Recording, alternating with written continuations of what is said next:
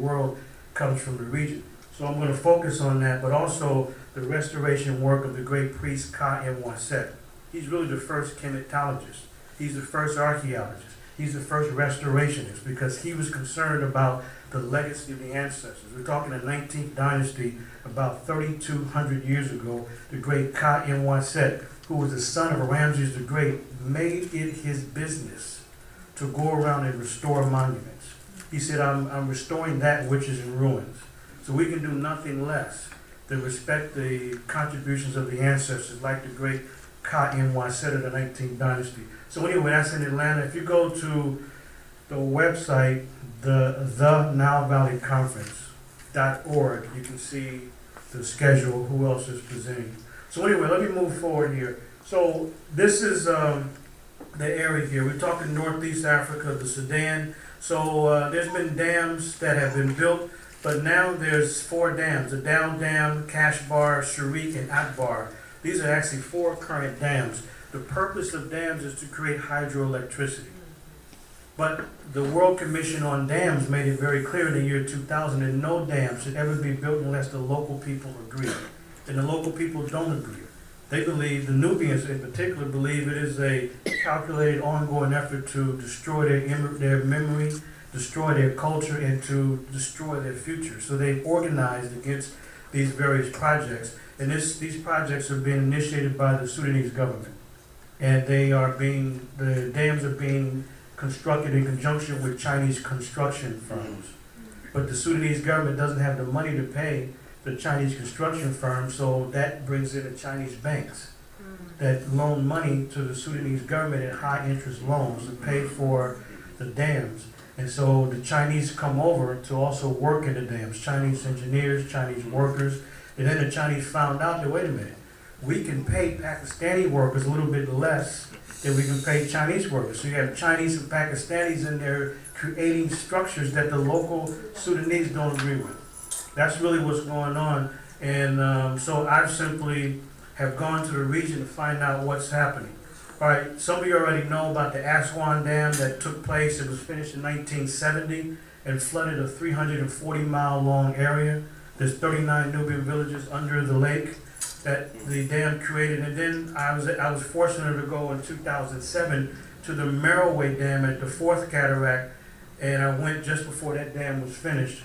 And who knows how many sites have been flooded, but we do know that before the Merowe Dam was complete, the archaeologists who went in, this was surface archaeology, they discovered, just in surface surveys, 2,500 brand new, previously unknown, unexcavated archaeological sites that were destroyed. And that was done in the last minute. So anyway, I went just to record and document what I could because it was shocking to me that one of the greatest archaeological areas in the world could be obliterated just like that. And then we find that the Merowe Dam wasn't to create electricity for the local people. The Sudanese government is now exporting energy that's created by the Merowe Dam. So the claim was to create energy to make life better. But it's not making it better. They're exporting the energy to collect money. And many of you who have gone to Kemet, I'm sure you know that even with the Aswan Dam, the life of the Nubians is not better. They're still at the bottom of the society. So just because of modern developments doesn't improve life at all, and that certainly hasn't been the case. So anyway, the area, this whole region is ancient Kush, and that includes current-day Egypt, the Sudan, Ethiopia, Djibouti, Eritrea, and across the Red Sea into Saudi Arabia and Yemen. All of this was ancient, part of the ancient Kushan Empire. And within that, you have an area of Nubia, which was within the Kushan Empire. And somebody who understood that as well as anybody was Chancellor Williams. There's nobody that understood the relationship between Kush and Nubia and then Kemet more than Dr. Chancellor Williams. So Wose has done very well to make that book one of the canons, The Destruction of Black Civilization. It's not only a classic, but it's one of the great roadmaps. He's a pioneer and a student of the great William Leo Hansberry. And if you read, or reread, I should say, the preview of Chancellor Williams' book, he lays out step by step what he did. Why? Because the sociology of knowledge is very important. How did you arrive at what you know? Here's my steps. So I followed in his footsteps. So this is a map on page 63. This is the Ethiopia. By the way, this is a Greek name. The Greeks renamed it Ethiopian, which means black face, burnt face, or kissed by the sun. And this is what Chancellor Williams has, that this is all a part of the Ethiopian Empire. Notice he has Nubia and Kemet as a part of that vast empire. What an understanding, 40 years ago. Many people today don't know the relationship. So this is why we must credit Chancellor Williams. He said this is the greatest of all issues, that in this area, these civilizations rose to a very sophisticated level, and they go so far back into antiquity that he says it's beyond the reach of man. He said we can't even get to an origin of it. All we know is that we go back, it seems to be ready-made at a very high level.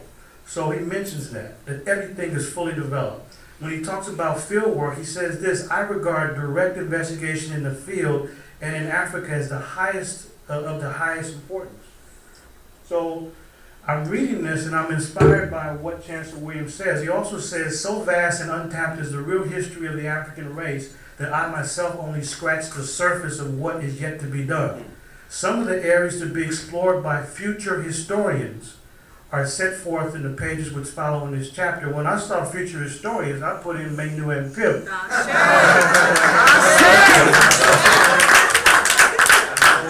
I translated that into my own name. And that's what gave me direction. So Morgan State gave me tools of first-hand research, but not really the direction. The direction came from what Chancellor Williams wrote when he said he went to Oxford and studied. As he said, he lingered in enemy territory.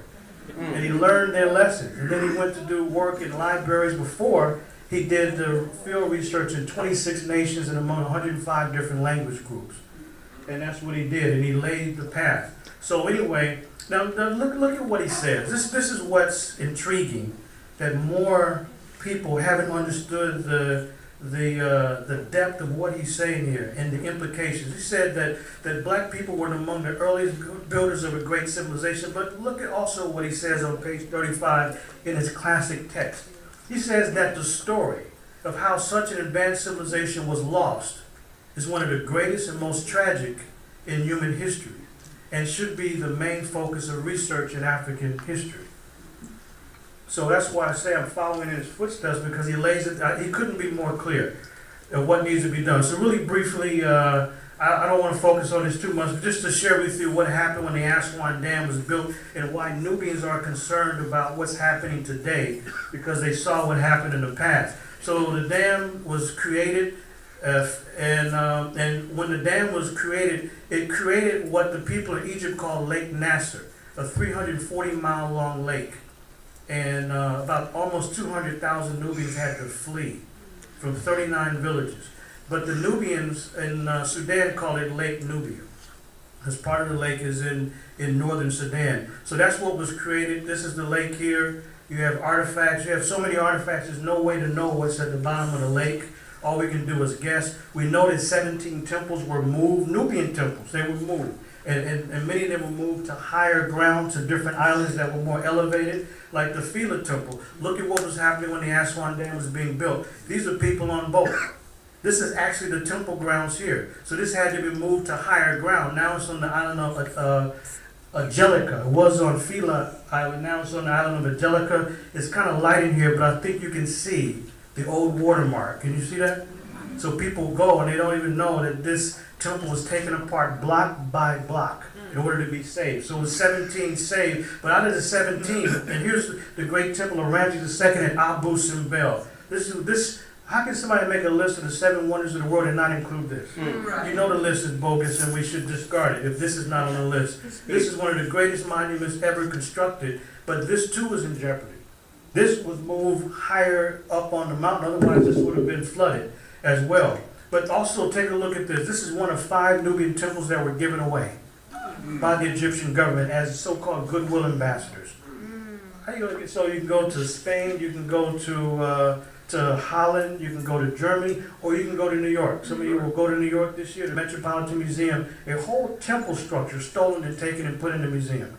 Can you imagine people going to their holy site to worship and the whole structure's gone? Can you imagine something like that? But that's what has happened. And by the way, you can't take apart mud brick structures, so that The Karanog structure, it's gone. It's under the water and it's obliterated. So we'll never know more about this site. You can take apart brick, but not blocks of stone, but not the mud brick. And then certain things were found, like the incense burner, which is very important, one of the greatest finds in the area, which clearly indicate that Ancient Nubia had a kingship that was much older